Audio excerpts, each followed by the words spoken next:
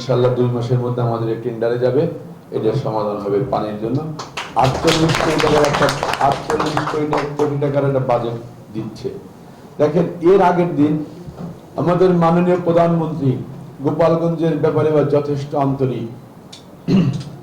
উনি এলজিআরডি মন্ত্রীকে, প্রতিমন্ত্রী এবং সচিবকে বলেছে, গোপালগঞ্জের 3 জন সংসদ সদস্য আপনারা কথা বলেন, তাদের কি প্রয়োজন, তাদের কি নির্বাচনী কমিটমেন্ট আছে, তা যেন আপনারা ফুলফিল করে দেন। আমাদের সাথে গত পরশুদিন সে মিটিং হয়েছে। এই বিগত তারা রেকর্ড করছে 9 বারের এমপি, তারা কোনদিন এই কলেজে আপনাদের সাথে কথা বলতে আসেনি, তাকে সেই সময় নেই। এই এমপি আমার কি দরকার? আমরা সাধারণ, দেখেন আমি কিন্তু সাধারণ মানুষের ভোটে এমপি নির্বাচিত হয়েছি, তাই আপনারা সাধারণ লোকজন, তাই না? আপনারা অত রতি মহারতি না। আমি তাই আপনাদের মধ্যে মানুষের কথা শুনতে চাই, আমি গোপালগঞ্জের জন্য কাজ করতে চাই। দেখেন, আপনাদের একটা কথা বলি, আমি গোপালগঞ্জ সারাদিন গতকাল মিটিং করেছি। আপনারা জানেন আমাদের একটা পৌরসভা আছে, পৌরসভায় একটা পানির প্লান্ট আছে। এই পানির প্লান্টটা 2001 সালে, এই পানির প্লান্ট পুরো অকেজ। এরপরে যখন এই পানির প্লান্ট করে, তখন গোপালগঞ্জ পৌরসভার আয়তন ছিল 13,000 13 বর্গ কিলোমিটার। 13 বর্গ কিলোমিটারের পানির প্লান্ট ওইটা।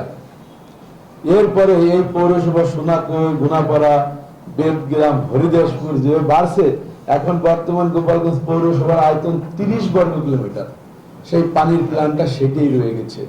এখন যে চাহিদা, মানুষের সংযোগ হাহাকার করছে, কোনো কিছু নাই। এই 17 বছর ক্ষমতা ছিল, আমরা শুনেছি পৌরসভায় হাজার হাজার কোটি টাকার বাজেট আসতো, তা কই? একটা পানির প্ল্যান করিনি। এখন মনে করেন আমরা যখন ঢাকায় কোথাও ফেস করে, দেখেন আমি এখন আমার বারবার যাওয়া লাগে, তারা একটা ফোন দিলে যথেষ্ট ছিল, তাদের একটা ফোনেই মনে করেন সব হয়ে যেত, কিন্তু তারা করিনি। তারপর আমাদের গোপালগঞ্জের মানুষের এখনো চোখে অন্ধকার দেখে। কি করছে আমাদের সাধারণ মানুষের জন্য? সাধারণ মানুষের ভাগ্য পরিবর্তনে কিছুই করা হয়নি। এখন এই পানির প্ল্যান্টের জন্য আমি দৌড়াচ্ছি। পানি যখন পায় না, ওই চেঁচানি কেন্দ্রে যায়, তাকে একটাই সমস্যা, পানি নাই। ওই ঘুনাপাড়া যায়, পানি নাই, মানে এটা বিরুদ্ধ হতে পারে। আমি মনে করেন যে গতকাল ইনশাআল্লাহ 2 মাসের মধ্যে আমাদের এই টেন্ডারে যাবে, এটার সমাধান হবে পানির জন্য। 48 কোটি টাকার একটা বাজেট দিচ্ছে। দেখেন, এর আগের দিন আমাদের মাননীয় প্রধানমন্ত্রী গোপালগঞ্জের ব্যাপারে যথেষ্ট আন্তরিক। উনি এলজিআরডি মন্ত্রীকে, প্রতিমন্ত্রী এবং সচিবকে বলেছে, গোপালগঞ্জের 3 জন সংসদ সদস্য আপনারা কথা বলেন, তাদের কি প্রয়োজন, তাদের কি নির্বাচনী কমিটমেন্ট আছে, তা যেন আপনারা ফুলফিল করে দেন। আমাদের সাথে গত পরশুদিন সে মিটিং হয়েছে।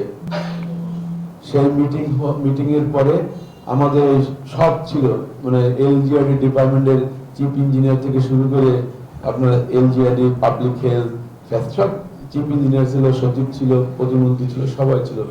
আমাদের 350 কোটি টাকার বাজেট দিয়েছে গোপালগঞ্জ জেলায় এলজিআরডি। তারেক রহমান আমাদের মাননীয় প্রধানমন্ত্রী যথেষ্ট আন্তরিক, আপনারা তাকে দেখছেন, দেখেন।